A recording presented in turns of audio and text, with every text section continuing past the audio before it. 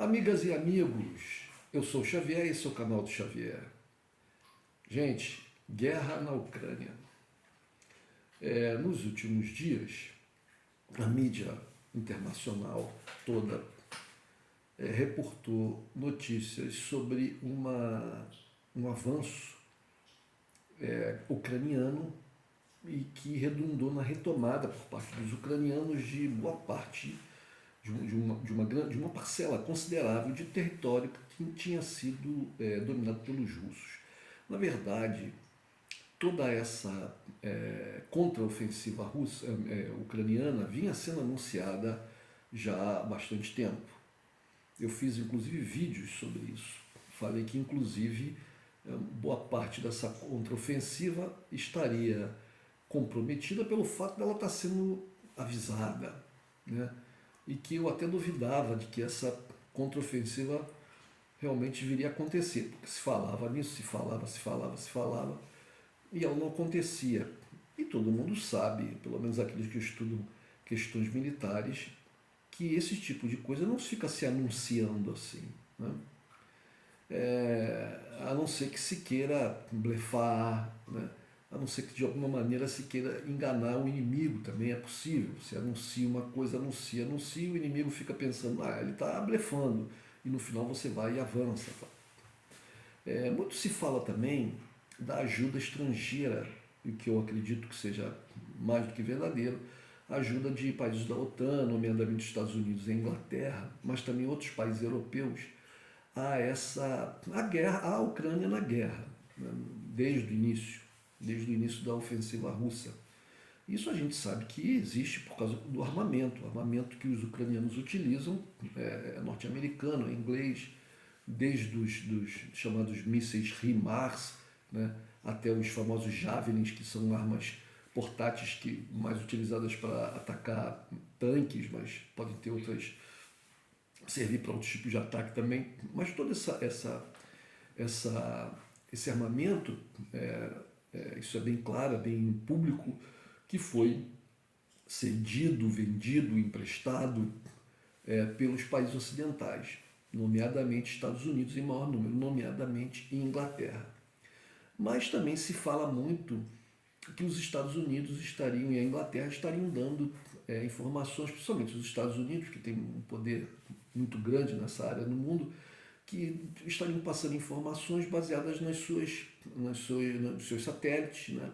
Na observação dos seus satélites e também de aviação que pode alcançar altas altitudes, né? E também de outros pontos de radar que os americanos têm espalhados pelo mundo inteiro. Na Europa há muitas bases americanas. Dizem também que as tropas ucranianas vêm sendo treinadas até fora do território ucraniano, na Inglaterra, até mesmo nos Estados Unidos.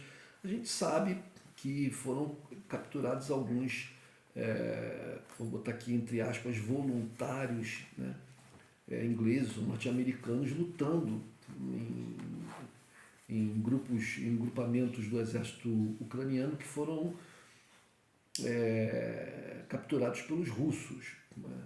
Existem até um ou dois ingleses que estão num processo lá de condenação à morte, até porque não seriam soldados regulares das forças armadas ucranianas e, portanto, não estariam sob a proteção da legislação internacional com relação aos soldados capturados. Pois bem, mas tudo isso que se fala em relação ao que os americanos e os ingleses e outros países europeus estão fazendo pela Ucrânia, né, no nível da tecnologia, da inteligência e tal, a gente não pode esquecer que a Rússia também tem. A Rússia também tem satélites, né? A Rússia também tem radares.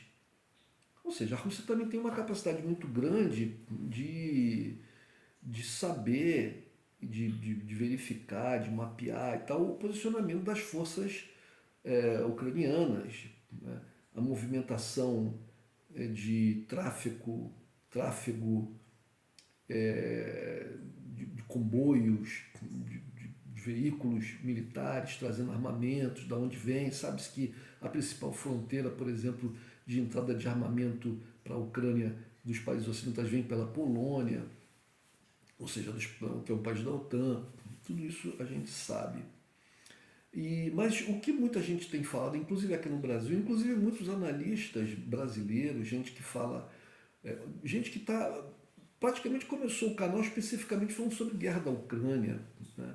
Ou se já tinha o canal antes, o canal no YouTube até começou a ter mais visualizações e se tornou relevante a partir da guerra da Ucrânia. E muita gente volta a dizer nesses canais no YouTube que fazem análises, no meu entender, bastante corretas, diferentemente do que faz a mídia hegemônica no Brasil e em Portugal. Né? Portugal é um país europeu da OTAN e tal, né? A gente tem que compreender isso também. Mas no Brasil, que não faz parte da OTAN, que não faz parte da Europa, acontece a mesma coisa. É claro que esses meios de comunicação hegemônicos, da chamada imprensa, eles deveriam estar tentando realizar a sua primeira, a sua atividade primeira, que seria o jornalismo, né? Mas não é isso que acontece, não é isso. No caso especificamente da guerra da Ucrânia, a gente pode falar até de outras questões, mas no caso especificamente da guerra da Ucrânia, esses meios de comunicação estão servindo como meios de propaganda de um lado, do lado ocidental, do lado da OTAN, do lado dos Estados Unidos, da Inglaterra, etc., e sempre contra a Rússia. O que é muito ruim para o jornalismo, né? Como atividade que deveria ser independente, isenta, buscar o fato, né? Trazer a notícia e deixar a pessoa que consome essa notícia, deixar ela decidir, deixar ela chegar às suas próprias conclusões. Mas não é isso que acontece. Infelizmente não é isso que acontece. Então, nos canais de YouTube é que a gente tinha uma independência e apareciam notícias que não apareciam na mídia hegemônica ocidental. No entanto, desde o momento em que a Ucrânia começou a avançar e retomou, nas últimas 2 semanas, retomou algumas regiões e tal, e, entre aspas, conseguiu o que está se chamando de vitórias, que muitos desses analistas começaram parece que, fazer questionamentos que antes eles não faziam. E fazer afirmações também, como por exemplo, que a Rússia está fraquejando, de que existe uma certa confusão nas Forças Armadas russas, de que o governo do Putin está sofrendo pela primeira vez questionamentos internos, está enfraquecido. Bom, eu queria colocar a minha visão das coisas, né? Em primeiro lugar, eu vou reafirmar o que eu reafirmei antes. A Rússia, que eu venho reafirmando, a Rússia está ganhando essa guerra. Continua ganhando essa guerra. Uma guerra é feita de várias batalhas, não de uma batalha. Você pode ganhar uma batalha, perder outra, ganhar outra, perder... Mas no final que a gente vai ver quem ganhou a guerra. Mas eu digo que somados, computados os prós e os contras, a Rússia continua ganhando a guerra. Por que razão? Porque a guerra se realiza não no território da Rússia, mas no território de um país, de um outro país, da Ucrânia. País esse que a Rússia, com as suas forças armadas, tomou uma parcela ali que se calcula seja em torno de 20% desse território, desse país. A Rússia praticamente fechou, não, minto, vou refazer, a Rússia fechou o acesso ao mar desse país. Esse país tinha um acesso ao Mar Negro, e a Rússia fechou o acesso desse país ao Mar Negro. O acordo que foi feito há dias, um mês atrás no máximo, para a liberação dos grãos colhidos, né, cultivados e colhidos na Ucrânia, e que não podiam sair da Ucrânia porque eles saíam, a Ucrânia exportava a sua produção de grãos pelo mar, levava das fazendas, das áreas rurais, das áreas de agricultura até os portos do Mar Negro, e ali eram embarcados em navios e eram exportados para o mundo. Como a Rússia fechou isso, fechou praticamente tomou todo o litoral, só ficando uma parte que era justamente da parte do porto de Odessa. No entanto, a marinha russa impedia a entrada e saída de navios quaisquer que fossem ao porto de Odessa. O porto não podia ser utilizado.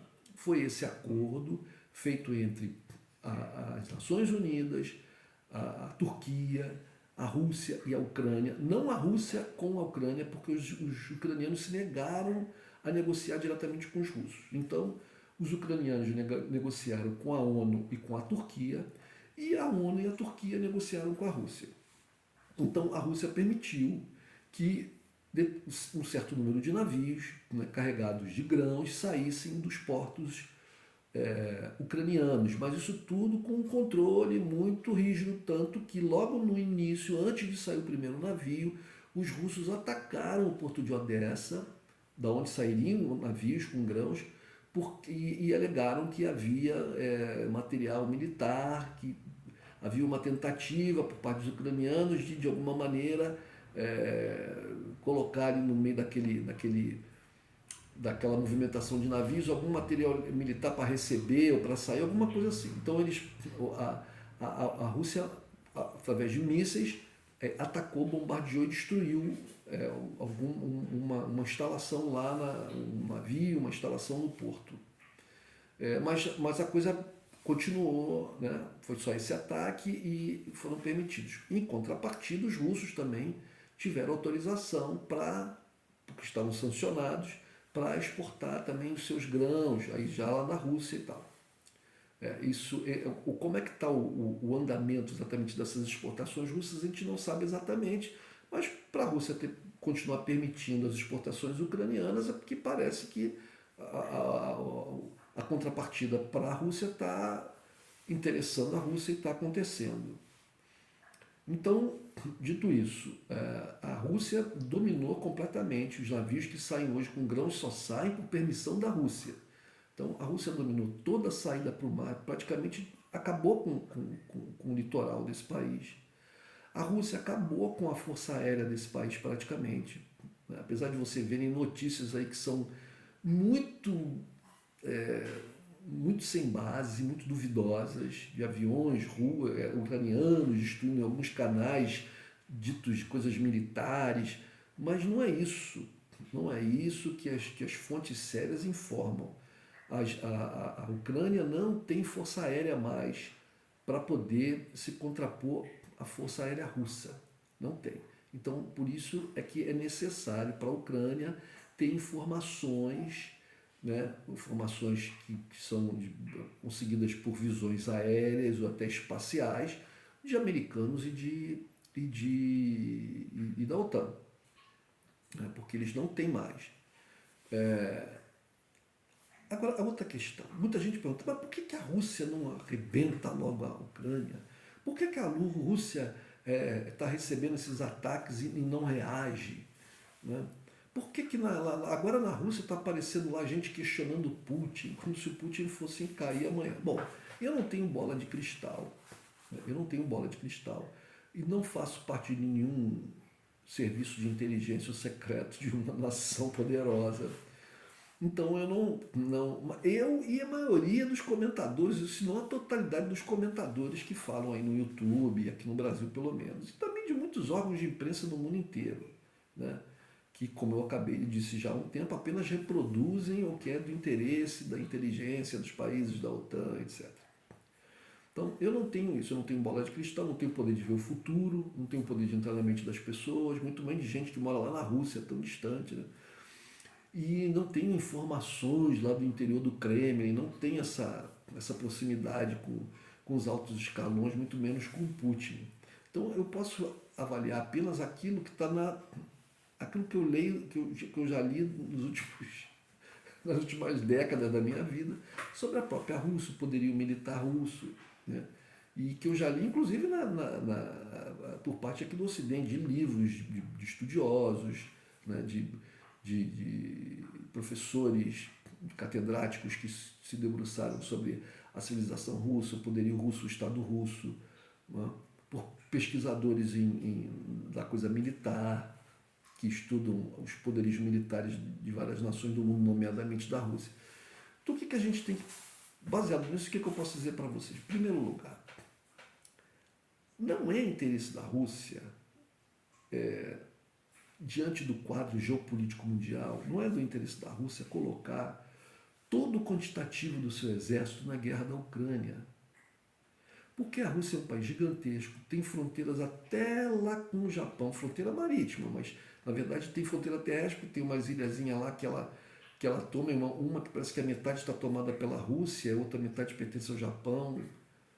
Mas se não é, se eu posso estar me enganando com essa questão dessa ilha, se está dividido ou não, mas existem ilhas, tem as famosas Ilhas Kurilas, que não sei se alguma parte dessas Ilhas Kurilas, se alguma dessas ilhas está metade Japão, metade Rússia, mas eu sei que a Rússia domina, se não toda, a maior parte das Ilhas Kurilas, desde a Segunda Guerra Mundial, eram ilhas que pertenciam ao Japão, mas com a derrota do Japão, inclusive porque o Japão atacou a Rússia também na Segunda Guerra Mundial, a Rússia, né, chega lá pertinho do Japão, e no revés que os japoneses sofreram, os russos tomaram essas ilhas Kurilas ou Kurila.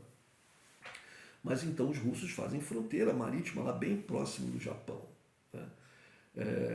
As fronteiras da Rússia vão na Europa, né, da Europa toda, desde lá de cima da Europa do Norte, e vão descendo, atravessam o Oriente inteiro. Isso é imensa. A Rússia é um país imenso, do tamanho da América do Sul, praticamente, faltando muito pouco para ter o tamanho total da América do Sul: Brasil, Argentina, Chile, Paraguai, Uruguai, todos os 12 países, mais a Guiana Francesa. Então é uma coisa muito grande. E um país como a Rússia, e que que mantém uma disputa, uma batalha mundial, uma guerra fria, com a maior potência militar do mundo até hoje, ainda considerada os Estados Unidos, não pode desguarnecer outras regiões, outras áreas fronteiriças do seu vasto território, do seu vastíssimo território. Então a Rússia não pode pegar e botar todo o quantitativo do seu exército, que esteja lá por volta de 1 milhão de homens, ou mais, ou quase isso, não pode colocar. Se ela colocasse 1 milhão de homens lá na Ucrânia, certamente ela já teria varrido a Ucrânia, pelo menos por causa da massa de soldados, né? Mas ela não pode fazer isso, não quer fazer isso, não deseja e não é recomendável que a Rússia faça isso. Assim como não é recomendável que os Estados Unidos, por exemplo, colocarem todos os seus porta-aviões lá no mar da China para ameaçar a China, porque os americanos têm outros interesses no mundo. Mesmo que a China hoje, aquela região da China, seja uma das mais importantes para os interesses americanos geoestratégicos, a Ucrânia também é, a Europa também é, o Oriente Médio também é.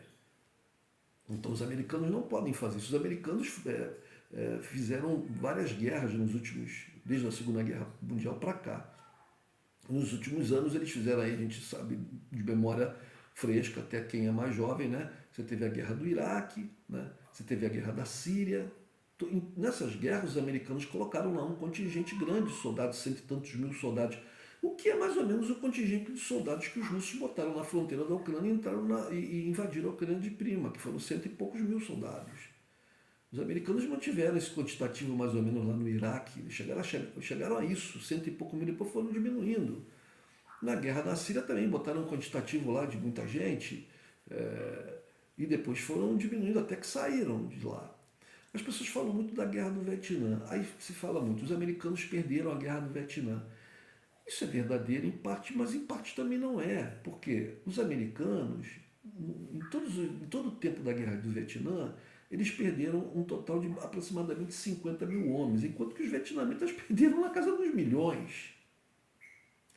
os americanos conseguiram um intento de impedir, por exemplo, que o Vietnã se transformasse numa potência comunista, militar, e que ameaçasse o resto do Oriente ali, que era seu aliado. E eles conseguem fazer isso não só no período em que eles fazem a guerra, mas até depois, porque mesmo quando os americanos se retiram, o Vietnã tem que ser reconstruído a destruição da guerra. E isso impede que ele se transforme numa grande potência comunista.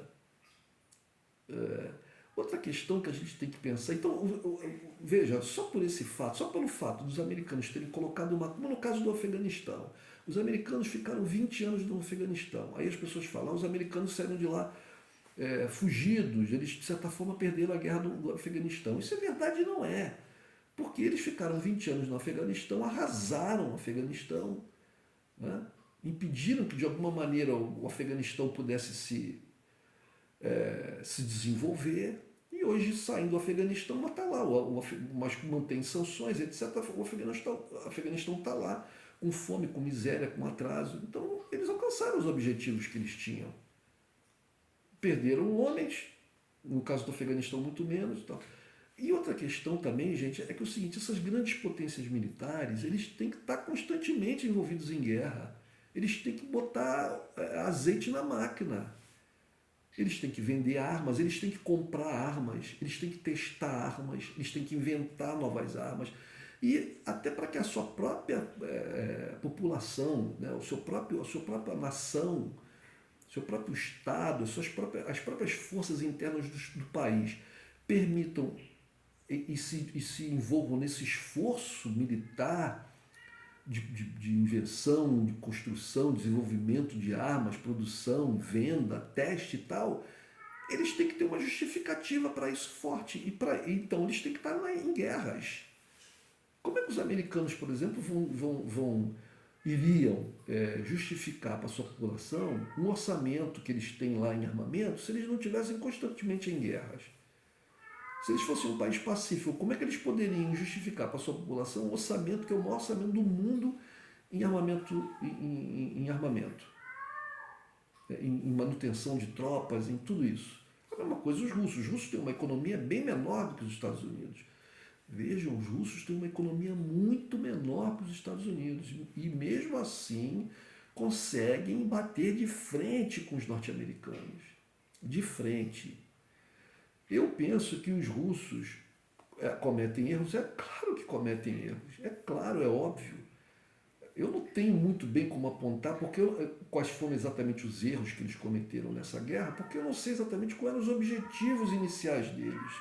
Eu não sei o que eles planejaram, porque a gente só pode dizer que um país cometeu um erro se ele não alcançou um objetivo, se no intuito de alcançar esse objetivo, ele realiza ações que o fazem não alcançar o objetivo. Mas como eu não sei qual é o objetivo, não tem como dizer se eles cometeram erro. Porque os russos foram lá, cercaram Kiev e depois se retiraram. Então eles cometeram um erro. Eu não sei qual era o objetivo que eles tinham para... Será que eles queriam realmente invadir Kiev? Ou será que eles pensaram, também eles podem ter pensado assim, não, vamos invadir Kiev, mas quando chegaram lá em Kiev, ficaram pensando bem, pô, a cidade é uma cidade grande, tem milhões de pessoas, né? Os ucranianos estão todos encurralados no meio da população, no meio dos prédios e tal, é uma espécie de uma grande cilada que eles estão armando. A gente pode até ganhar deles aí, no centro de Kiev, mas vai ser à custa de muita morte de civis. E isso vai ser muito ruim para a gente. Até porque no meio desses civis tem gente que apoiava os russos, mas ia ser muito ruim no cenário internacional. E ia ser muito custoso para eles também. Então, de repente, eles, não, sabe uma coisa? Vamos mudar de plano, vamos para cá. Então, isso é uma coisa que não é exatamente, os russos cometeram um erro. Não, eles não cometeram um erro. Eles foram lá, viram, não, isso aqui não é bom não, vamos fazer de outra maneira. Isso faz parte. E vale para os russos e vale também para os ucranianos. Em determinadas batalhas dos ucranianos, né, essa contraofensiva dos ucranianos, eles, né, perderam lá com o sul e foram aprendendo também. Estão sendo ajudados pelo Ocidente e tal. Mas a gente vê, gente, na mesma mídia que a gente vê essa propaganda pró-Ocidente, pró-OTAN, pró-ucranianos, etc., a gente também vê algumas informações ali que têm um crédito, como, por exemplo, eu vejo nos jornais, né, lá na quinta página dos jornais europeus, dos jornais americanos, onde autoridades, ou especialistas, ou estudiosos falam que, olha, essa guerra vai durar muito tempo, não tem como a gente definir quem ganhou, está tudo muito confuso e tal. Né? O fato dos ucranianos terem retomado um território, na verdade, os russos retiraram as suas forças. Não houve um embate direto, forte, de russos com ucranianos. Os russos retiraram as suas forças. E hoje eu li ali que a região que foi tomada pelos ucranianos é uma região que tem mais ou menos 150 mil pessoas divididos em centenas de pequenos vilarejos, vilarejos que têm uma população de 1.000 pessoas, 500 pessoas. Então, uma área relativamente grande, mas que tinha vilarejos. Os russos resolveram retroceder. Uma retirada estratégica é uma derrota? Eu acho que não, né? A guerra continua e até agora, o que eu posso dizer é que a Rússia continua ganhando. Daqui para frente a gente vai ver como a coisa continua. Um abraço, gente.